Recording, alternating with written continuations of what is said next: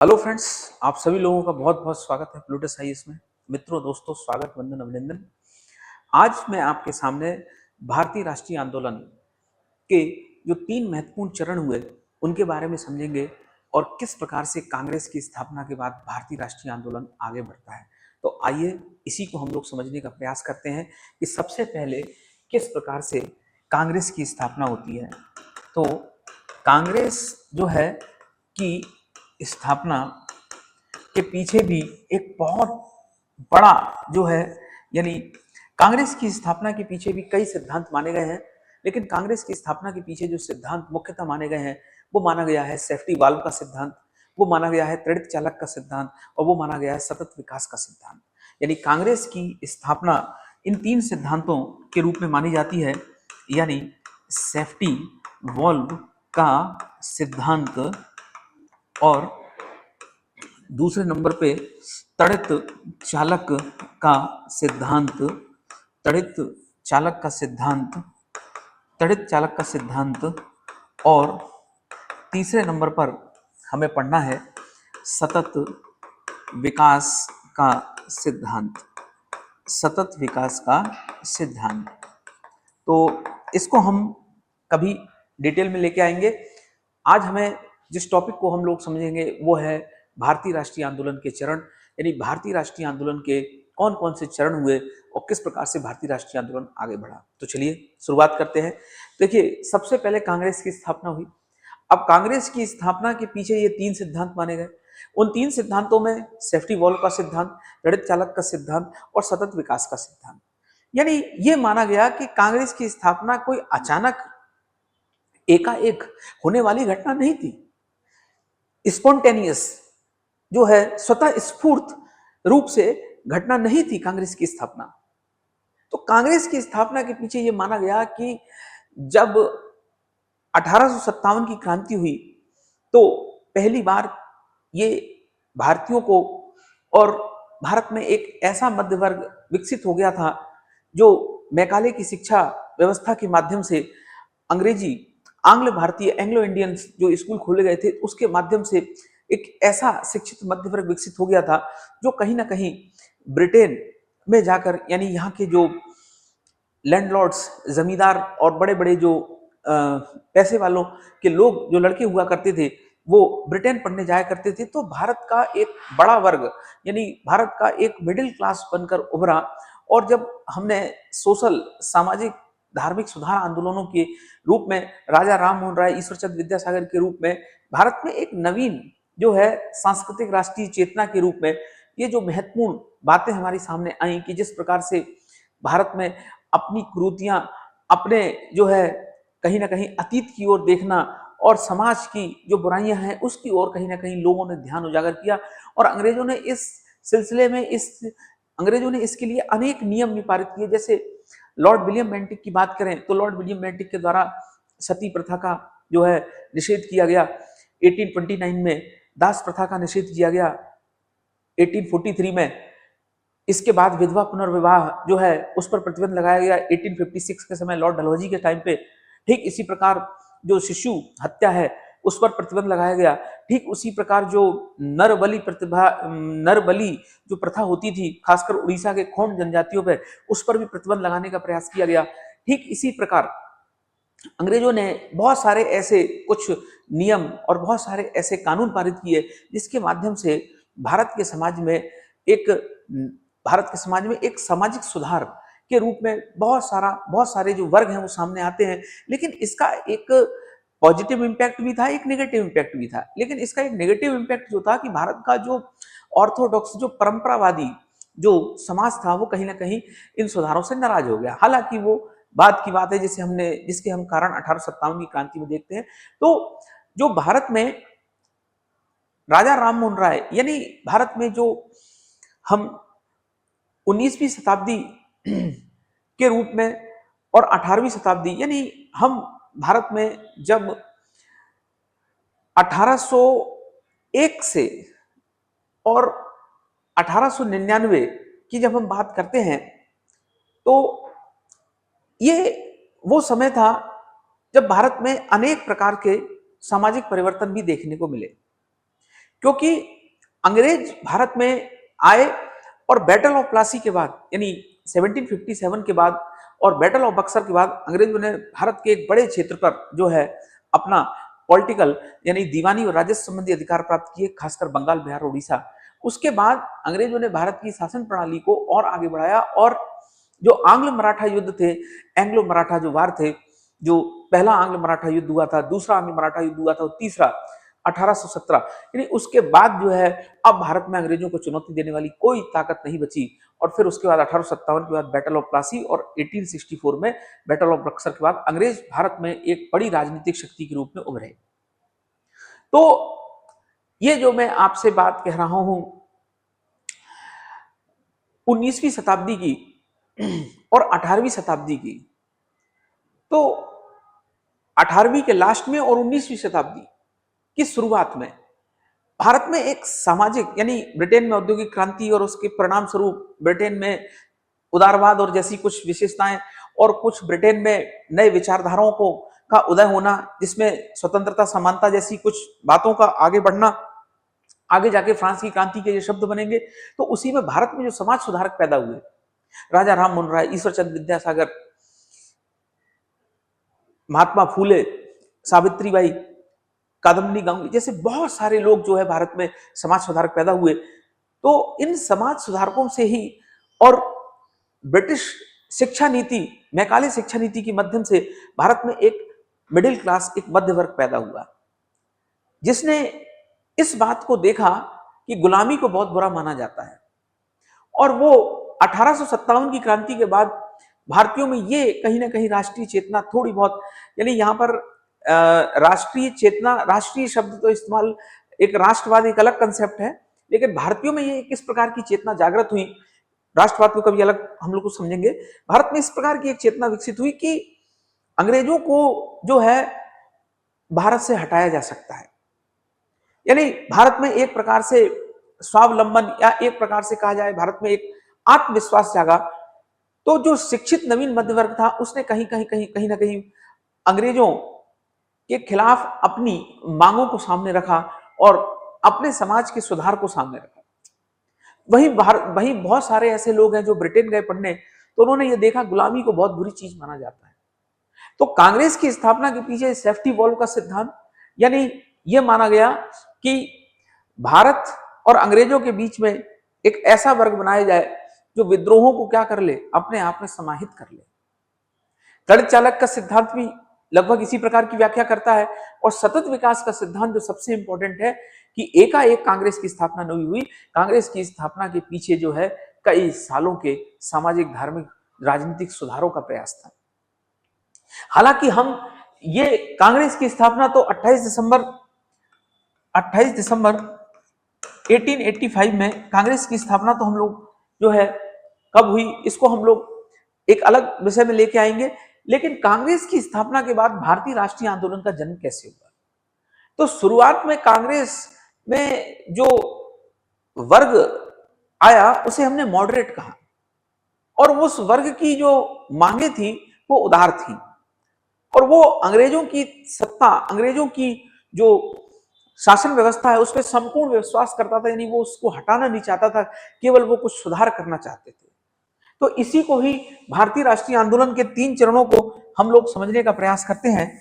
सबसे पहले यदि समझा जाए भारतीय राष्ट्रीय आंदोलन का पहला चरण, तो ये जो पहला चरण था, प्रथम चरण, ये चरण कब से कब तक था?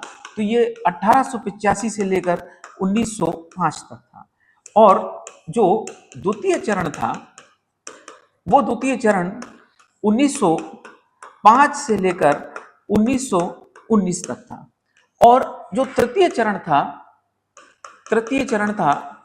वो तृतीय चरण 1919 से लेकर 1947 तक था।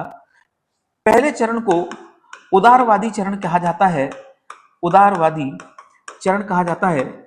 दूसरे चरण को कहा जाता है उग्रवादी राष्ट्रवादी चरण, उग्रवादी राष्ट्रवादी चरण कहा जाता है।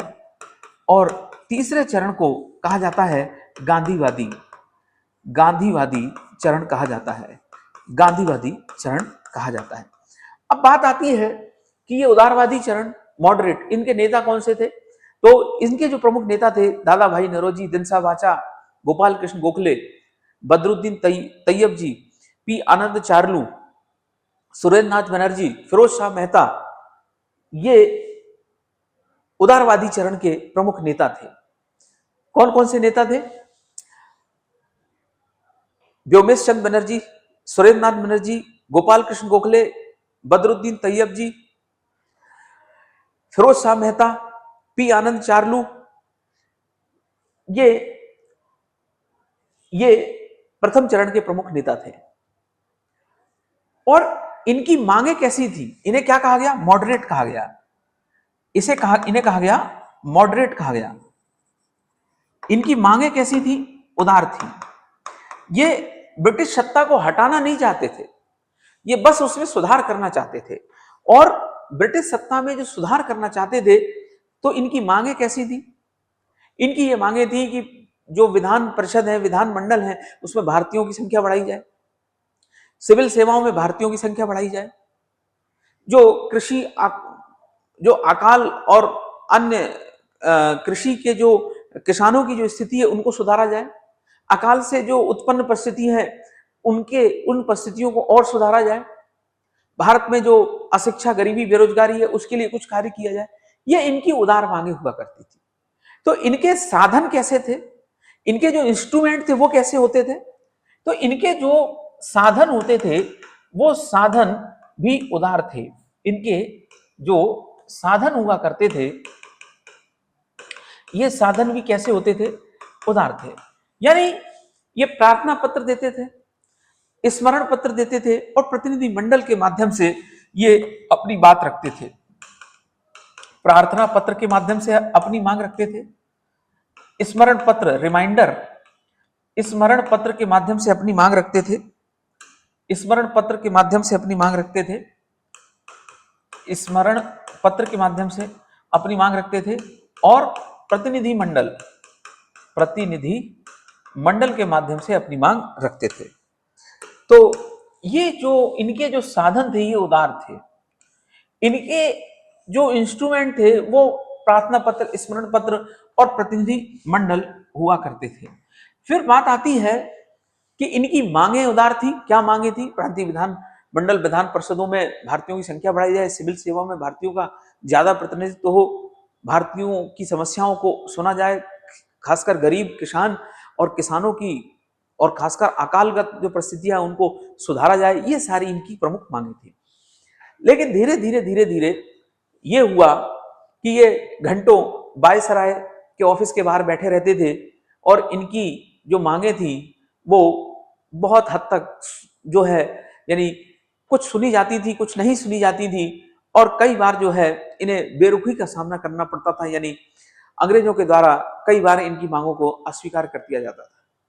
तो इन सारी परिस्थितियों को देखकर तिलक ये कहते हैं, यानी बाल गंगाधर तिलक, जिन्हें भारत का बेताज बादशाह कहा जाता है, जिन्हें एक ऐसा महत्वपूर्ण व्यक्तित्व के रूप में कहा जाता है कि तिलक जो है वो भारतीय राष्ट्रीय आंदोलन के एक बहुत बड़े जो हैं, जिसे हम कह सकते हैं सिंहनाद वाले शेर थे। ठीक है, तिलक के बारे में ये बात कही जाती है कि ये बेताज बादशाह थे। तिलक जो है वो इन बातों से नाराज होते हैं, और वो ये कहते हैं कि ये राजनीतिक भिक्षावृत्ति है। क्या भीख मांग रहे हो? क्या कटोरा लेकर भीख मांगने के लिए वायसराय के पास पहुंच जाते हो? बाल गंगाधर तिलक कहते हैं ये मेरे देश और मेरे देशवासियों की मांगे हैं, ये मेरा अधिकार है, और मैं ये हक के साथ लूंगा। ये राजनीतिक भिक्षावृत्ति की तरह मैं इन मांगों को नहीं मानूंगा, राजनीतिक भिक्षावृत्ति की तरह इन मांगों को नहीं मांगूंगा। ये मेरा अधिकार है, और मैं अपने अधिकार को, मैं अपने हक को लेके रहूंगा। तो एक दूसरा चरण पैदा हुआ जिसे हमने कहा उग्रवादी राष्ट्रवादी। यहां आपको ये समझना है, इसे रेडिकल नेशनलिस्ट कहा गया। इसे रेडिकल नेशनलिस्ट कहा गया, इसे रेडिकल नेशनलिस्ट कहा गया। अब बात आती है कि ये भी राष्ट्रवादी थे, ये भी राष्ट्रवादी थे, पर दोनों में अंतर क्या था? ये भी अहिंसात्मक, ये भी जो है हिंसा का सहारा नहीं लेते थे, ये भी हिंसा से दूर रहते थे, हिंसा का सहारा नहीं लेते थे। ये भी अहिंसात्मक थे, ये भी अहिंसात्मक थे। पर अंतर क्या था? अंतर यह था कि ये जो है ब्रिटिश सत्ता पे भरोसा नहीं करते थे।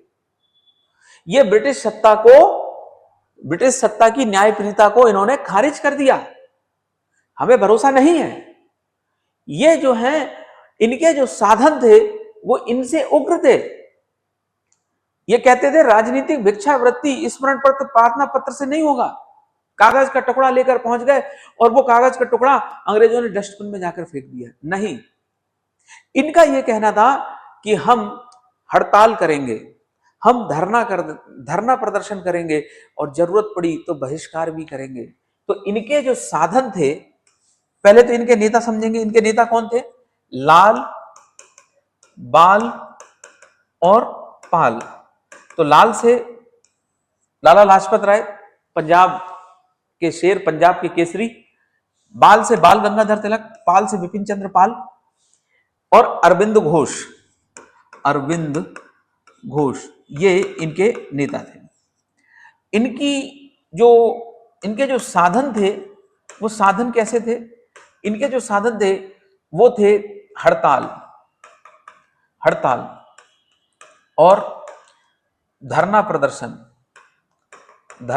प्रदर्शन, स्ट्राइक और जरूरत पड़े तो बहिष्कार, ये करना है। और इनकी मांगे क्या थी? इनकी मांगों में अब एक शब्द जुड़ेगा जिसका नाम है स्वराज।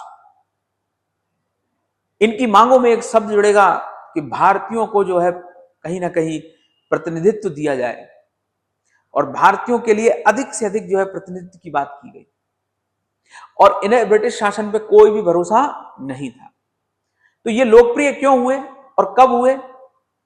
इनके लोकप्रिय होने के पीछे कारण यह था कि जब बंगाल का विभाजन हुआ 1905 में, तो बंगाल के विभाजन के बाद एक बहुत बड़ा जो वर्ग था वो राष्ट्रवादियों के समर्थन में आ गया। यानी लॉर्ड कर्जन की प्रतिक्रियावादी नीतियों के कारण भारत में राष्ट्रवाद कम तो नहीं हुआ, राष्ट्रवाद और बढ़ गया और उसका एपिसेंटर बन गया बंगाल। और आमार सोमार बंगला, बंग भंग आंदोलन और राखी दिवस, और भारत में जो है एक मूवमेंट चल पड़ा जिसे हम स्वदेशी आंदोलन के रूप में जानते हैं। और उस राष्ट्रवाद और उस राष्ट्रवादी मूवमेंट में ये जो लाल बाल पाल और ये जो राष्ट्रवादी उग्रवादी राष्ट्रवादी नेता थे, इनकी बड़ी भूमिका रही। तो ये जो है ज्यादा लोकप्रिय हो गए और ये जो थे मॉडरेट, अब इनकी लोकप्रियता कम होने लगी। तो ये जो उग्रवादी राष्ट्रवादी हैं, ये भारत में लोकप्रिय कब ज्यादा हुए? बंगाल विभाजन के बाद, जब भारत में राष्ट्रवाद एक स्वदेशी मूवमेंट के रूप में आगे बढ़ता है और स्वदेशी आंदोलन आगे बढ़ता है। तो बहिष्कार, धरना प्रदर्शन, हड़ताल, ये चीजें जो है आगे जाकर इसमें जुड़ेंगी। तीसरा जो चरण है वो तीसरा चरण है गांधीवादी चरण। गांधी, जिनके बारे में जितना कहा जाए उतना कम है, यानी भारत के राष्ट्रपिता। और महात्मा गांधी पहले तो राजकोट, पोरबंदर यानी गुजरात में 2 अक्टूबर 1869 को पैदा होते हैं। राजकोट में अपनी शिक्षा लेने के बाद, मैट्रिकुलेशन करने के बाद, अब अपने माता पिता से आज्ञा लेकर जाते हैं ब्रिटेन और बैरिस्टर की डिग्री प्राप्त करके आते हैं 1889 और 1891। उसके बाद फिर दादा अब्दुल्ला का केस लड़ने के लिए दक्षिण अफ्रीका जाते हैं और फिर दक्षिण अफ्रीका में वो पहली बार एपार्थेड नीति, रंग भेद की नीति और जो दोयम दर्जे का व्यवहार किया जाता था रंग के आधार पर भारतीयों के साथ, उसको उन्होंने वहां पर महसूस किया और भारतीयों के लिए आवाज उठाई। नटाल इंडियन कांग्रेस की स्थापना की, फिनिक्स आश्रम की स्थापना की, और वहां पर दो ऐसे व्यक्तित्व थे जिन्होंने महात्मा गांधी को बहुत प्रभावित किया। एक है लियो टॉलस्टॉय और दूसरे का नाम है रॉस्किन। तो गांधी जी का एक बड़ा अनुभव और एक बड़ी तैयारी दक्षिण अफ्रीका से हो गई थी। उसके बाद 1915 में भारत आते हैं और यहां पर 9 जनवरी यानी उनके आने की याद में प्रवासी भारतीय दिवस मनाया जाता है। और फिर गांधी जी ने अपना राजनीतिक गुरु बनाया गोपाल कृष्ण गोखले को। तो गोखले ने ही उनको सलाह दी कि आप पहले भारत को समझिए, देखिए। और गांधी जी इस बात को समझ पाने में सफल रहे कि असली भारत गांव में बसता है, क्योंकि उस समय ग्रामीण जनसंख्या लगभग 80% थी भारत में, उससे भी ज्यादा थी। तो गांधी जी गांव में जाकर और जो जिसे हम कहते हैं तृणमूल स्तर पे जो किसान हैं, जो गरीब हैं, उनके साथ गांधी जी जुड़ते हैं, अटैच होते हैं, उनकी भावनाओं के साथ जुड़ते हैं। तब वो एक नेशनल लीडर के रूप में सामने आएंगे। तो पहले जो 3 आंदोलन थे गांधी जी के, यानी चंपारण, अहमदाबाद और खेड़ा, ये 3 आंदोलन ने गांधी जी को इस्टेब्लिश कर दिया एक भारतीय नेता के रूप में। उसके बाद गांधी जी के जीवन का एक पहला बड़ा आंदोलन हुआ जिसे हम कहते हैं असहयोग आंदोलन। और फिर उसके बाद गांधी जी जो है पीछे मुड़कर नहीं देखते हैं और गांधी जी एक कांग्रेस के अधिवेशन में जब भाषण दे रहे थे तो खादी की बात पर जब उनको टोका गया तो उन्होंने कहा अब मैं जीवन भर जो है मैं शर्ट पैंट नहीं पहनूंगा, सूट कोट पैंट नहीं पहनूंगा, और उसका वो त्याग कर देते हैं और धोती और जो है वो यानी धोती और जैसे हम कहते हैं जो हमारा भारतीय परिधान है, ठीक है, यानी धोती कुर्ते के रूप में जो है वो जीवन भर जो है वो उसको धारण करते हैं। तो गांधी जी क्यों बड़े नेता बने? क्योंकि गांधी जी ने जो अपनी वेशभूषा है वो भारत के गरीब, भारत की जनता के साथ जोड़कर उनकी भावनाओं से अटैच हुए। और ये गांधीवादी चरण में केवल गांधी जी को नहीं पढ़ना है, इनके साथ साथ जवाहरलाल नेहरू, मोतीलाल नेहरू, सुभाष चंद्र बोस जैसे सारे नेताओं को हम लोग इनको पढ़ेंगे। तो ये 3 चरण भारतीय राष्ट्रीय आंदोलन के माने गए हैं, लेकिन इनके बीच में 2 चरण और हैं। यानी हम क्रांतिकारियों को भूल जाएं ऐसा हो नहीं सकता। यानी दे दी हमें आजादी बिना खड़क बिना ढाल, इस बात को भी मानना है और इस बात को भी मानना है कि भगत सिंह, सुखदेव, चंद्रशेखर आजाद, राजगुरु, इनका भी उतना ही योगदान था जितना इन सबका योगदान था। देश की आजादी में सबने योगदान दिया। देश की आजादी के योगदान को कम या ज्यादा करके नहीं आंका जा सकता है। तो इनके बीच में 2 चरण कौन से हुए, इनको समझने का प्रयास करते हैं। तो इनके बीच में जो पहला चरण होता है इसे कहा क्रांतिकारी राष्ट्रवादी। क्या कहा इसे? पहला चरण होता है क्रांतिकारी राष्ट्रवादी। तो क्रांतिकारी राष्ट्रवादी आंदोलन का पहला चरण, प्रथम चरण, यह होता है 1897 से 1920 तक। और दूसरा जो क्रांतिकारी राष्ट्रवादी चरण होता है वो 1924 से लेकर देश की आजादी तक। क्रांतिकारी राष्ट्रवादी आंदोलन का द्वितीय चरण, क्रांतिकारी राष्ट्रवादी आंदोलन का द्वितीय चरण ये होता है 1924 से लेकर 1947 तक। हालांकि 1931 के बाद ये जो आंदोलन था, ये आंदोलन कमजोर पड़ गया, क्योंकि हमने ये देखा कि किस प्रकार भगत सिंह, सुखदेव, राजगुरु, इनको फांसी के तख्ते पर लटकाया गया। किस प्रकार जो है चंद्रशेखर आजाद जो ये कहते थे कि मैं भारत माता की मिट्टी से ही जो है तिलक करूंगा और भारत माता की मिट्टी यानी भारत के लहू से ही जो है, अपने लहू से ही कहीं ना कहीं देश की आजादी को मैं सींचने का प्रयास करूंगा। अल्फ्रेड पार्क में किस प्रकार उन्होंने कहा कि मैं अंग्रेजों की गोली से नहीं मरूंगा, मैं मरूंगा तो अपनी गोली से। तो चंद्रशेखर आजाद के मरने के बाद ये दूसरा जो राष्ट्रवादी आंदोलन था वो कमजोर हो गया था। उसके बाद हालांकि ये 1947 तक हम इसको मान के चलते हैं।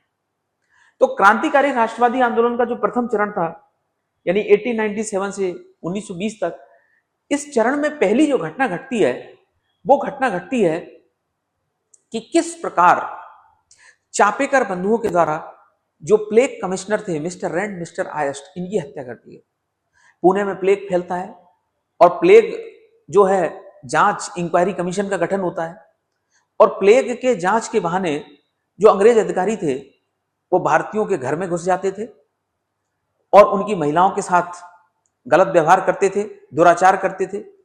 जब ये सारी बातें तिलक के पास पहुंचती हैं तो बाल गंगाधर तिलक कहते हैं कि हमारी आत्मा को के ऊपर वार किया जा रहा है।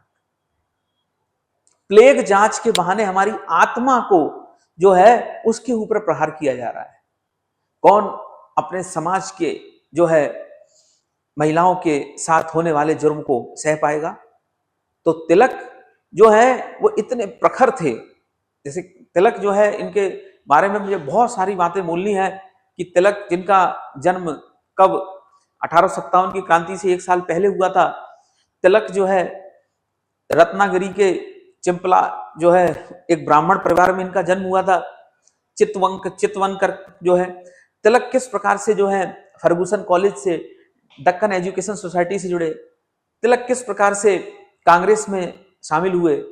तिलक किस प्रकार से मराठी और मराठा और केसरी नामक पत्रिकाओं के माध्यम से वो सुर्खियों में आए।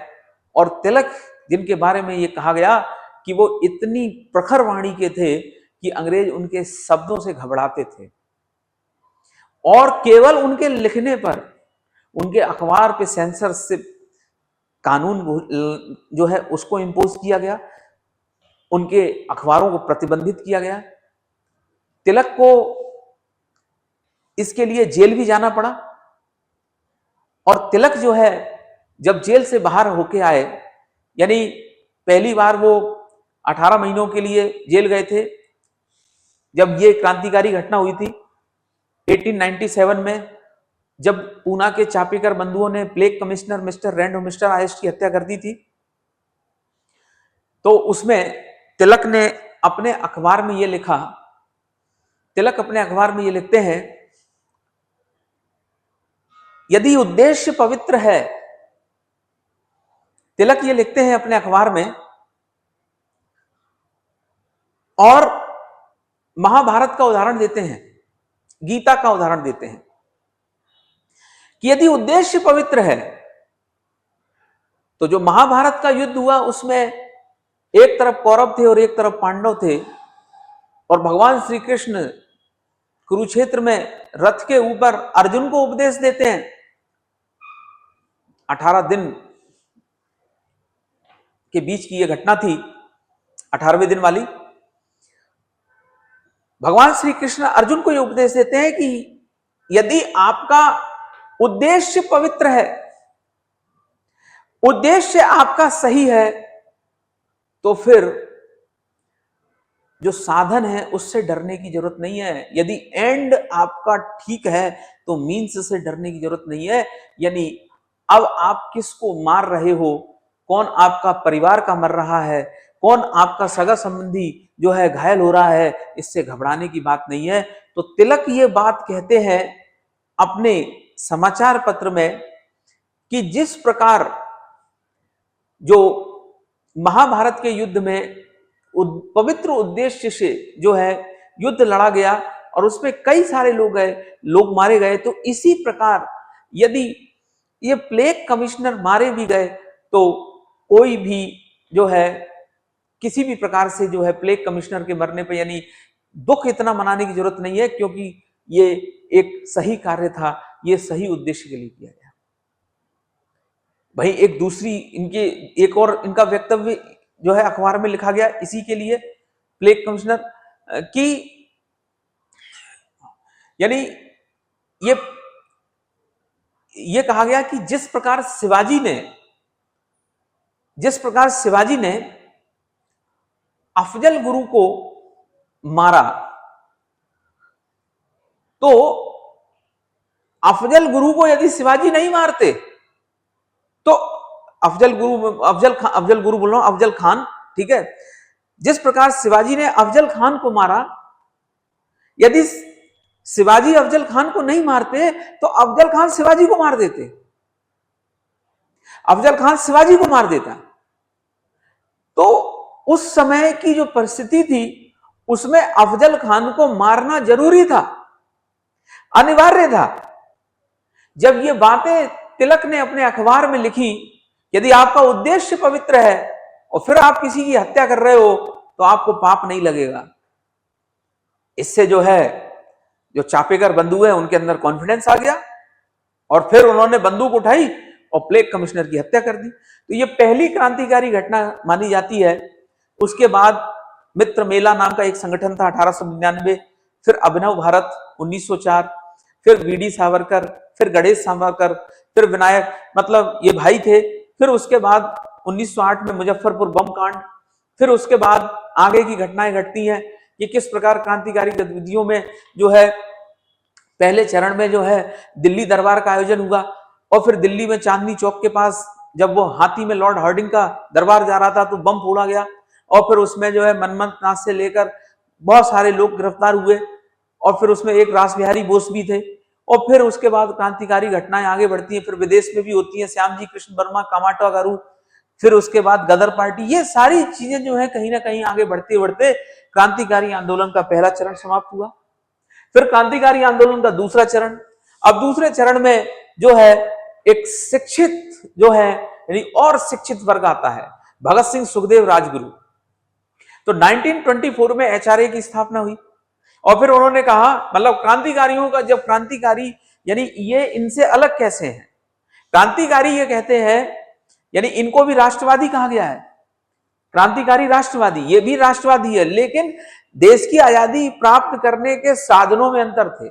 और ये कहते हैं कि यदि हमारा उद्देश्य पवित्र है, यदि हमारा उद्देश्य सही है तो हिंसा का सहारा लिया जा सकता है। देश को आजाद करने में यदि हिंसा का सहारा लिया जा सकता है तो उसमें कोई बुराई नहीं है। तो क्रांतिकारी जो थे वो क्रांतिकारी किस प्रिंसिपल पे काम करते थे?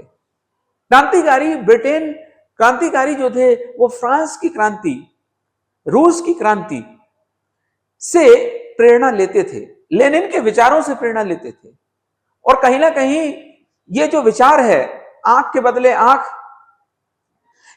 नाक के बदले नाक, खून के बदले खून, और ये जो विचार है, पावर, शक्ति should be vested barrel of the gun, यानी शक्ति कहां पर निवास करती है? बंदूक में। और वो ये कहते हैं यदि आपका उद्देश्य सही है तो साधनों पर विश्वास या साधनों पर विचार नहीं करना चाहिए कि कौन से साधनों का इस्तेमाल कर रहे हैं। वो साधन महात्मा गांधी जैसे अहिंसात्मक भी हो सकते हैं, वो साधन उग्रवादी राष्ट्रवादी जैसे अहिंसात्मक हो सकते हैं, और वो साधन विश्व की क्रांति को देखते हुए हिंसात्मक भी हो सकते हैं। और विश्व में जितनी भी क्रांति हुई है वो बिना हिंसा के कोई भी क्रांति सफल नहीं हुई है। यह बात हमारे क्रांतिकारी आंदोलन से जुड़े हुए जो लोग थे उनकी विचारधारा, इस विचारधारा पे उन्होंने कहा कि हम इनके साथ नहीं चल सकते क्योंकि ऐसे देश आजाद नहीं होगा। हम जिस विचारधारा पे चलेंगे वो विचारधारा होगी, यानी भगत सिंह एक बहुत बड़े समाजवादी थे। भगत सिंह ने कहा Y I am, Bhagat Singh ने पुस्तक लिखी, मैं नास्तिक क्यों हूं। तो इसका लोगों ने गलत इंटरप्रिटेशन किया, इस पे भी मैं कभी कुछ और विचार लेके आऊंगा। लेकिन जो हमारे क्रांतिकारी थे वो इस विचारधारा पे कार्य करते थे कि आपको यदि आजादी प्राप्त करना है और आपका लक्ष्य आजादी है तो फिर साधन से क्या डरना, फिर साधन जो है उसके बारे में ये क्या सोचना कि साधन हिंसात्मक व हिंसात्मक क्या होंगे। हाँ, यदि हमारा उद्देश्य सही है, यदि हमारा उद्देश्य जो है लक्ष्य है देश की आजादी प्राप्त करना, और हमें बिना क्रांति के हमें आजादी प्राप्त नहीं होगी, तो हमें उसके लिए कहीं ना कहीं हथियार तो हाथ में उठाने ही पड़ेंगे, हिंसा तो हमें कहीं ना कहीं करनी ही पड़ेगी। तो उद्देश्य यदि सही है तो वो पूरे विश्व का उदाहरण लेते हैं, फ्रांस की क्रांति का उदाहरण लेते हैं, अमेरिकी क्रांति का उदाहरण लेते हैं, वो रूस की क्रांति का उदाहरण लेते हैं, और लेनिन के विचारों से बहुत ज्यादा प्रभावित थे भगत सिंह। ऐसा कहा गया कि जब वो फांसी के तख्ते पे झूलने जा रहे थे तो सब उससे कुछ मिनट पहले वो लेनिन के ही विचारों को पढ़ रहे थे। उसके बाद काकोरी कांड होगा 1925 में, फिर उसके बाद क्रांतिकारी गतिविधियां आगे बढ़ेंगी, और फिर 1928 में HSRA बन जाएगी, हिंदुस्तान सोशलिस्ट रिपब्लिकन एसोसिएशन। फिर उसके बाद सैंडर्स जो है, यानी लाहौर में जो है लाला लाजपत राय के ऊपर जो साइमन कमीशन के विरोध करने पे लाठी से प्रहार हुआ था और 7 दिन बाद उनकी मृत्यु हो गई थी, तो लाला जी की हत्या का बदला लेने के लिए जो लाहौर के कप्तान थे स्कॉट, उनकी हत्या करना चाह रहे थे, लेकिन सैंडर्स की हत्या हुई। और फिर सैंडर्स बम कांड के बाद दिल्ली में जो बम असेंबली कांड हुआ, जिसमें पब्लिक सेफ्टी बिल और ट्रेड डिस्प्यूट बिल के विरोध में जो है बम फोड़ा गया, और उसके बाद अपनी गिरफ्तारियां दी, और 23 मार्च 1931 को जो है उन्हें फांसी के तख्ते पे लटकाया गया। और उसके बाद चंद्रशेखर आजाद जो हैं, जो बचे हुए थे, वो भी धोखे से इलाहाबाद के अल्फ्रेड पार्क में मुखबरी के कारण पकड़े जाते हैं, और अंग्रेजों की गोली से नहीं मरे। वो भी जो है उन्होंने कहा, भारत माता मुझे माफ करना, मैं इतनी ही आपकी सेवा कर पाया, और अंतिम गोली वो उनकी खुद की थी, जिससे उन्होंने अपने आप को शहीद कर लिया। तो अब इनको हमको डिटेल में पढ़ना है। यदि ये भारतीय राष्ट्रीय आंदोलन की जो चरण है, यानी ये पहले चरण में क्या क्या हुआ, इसको डिटेल में पढ़ेंगे। दूसरे चरण में क्या क्या हुआ, यानी दादा भाई नौरोजी, फिरोज शाह मेहता, बदरुद्दीन तैयब जी, गोपाल कृष्ण गोखले, सुरेंद्रनाथ बनर्जी, और बंगाल इसका एपी सेंटर था, इसको हम लोग डिटेल में पढ़ेंगे। लाल बाल पाल, अरविंदो घोष, इसको हम डिटेल में पढ़ेंगे, और महात्मा गांधी के साथ अन्य नेताओं को भी हम लोग डिटेल में पढ़ेंगे, और इसके साथ इन क्रांतिकारी जो चरण हो गए। तो आज हमें इतनी ही बातों पर चर्चा करनी थी कि भारतीय राष्ट्रीय आंदोलन को कैसे हम आगे लेके आगे बढ़ेंगे, और इसकी शुरुआत एक एक टॉपिक से हम लोग आगे बढ़ेंगे। आज के लिए इतना ही। बहुत बहुत धन्यवाद। वंदे मातरम। भारत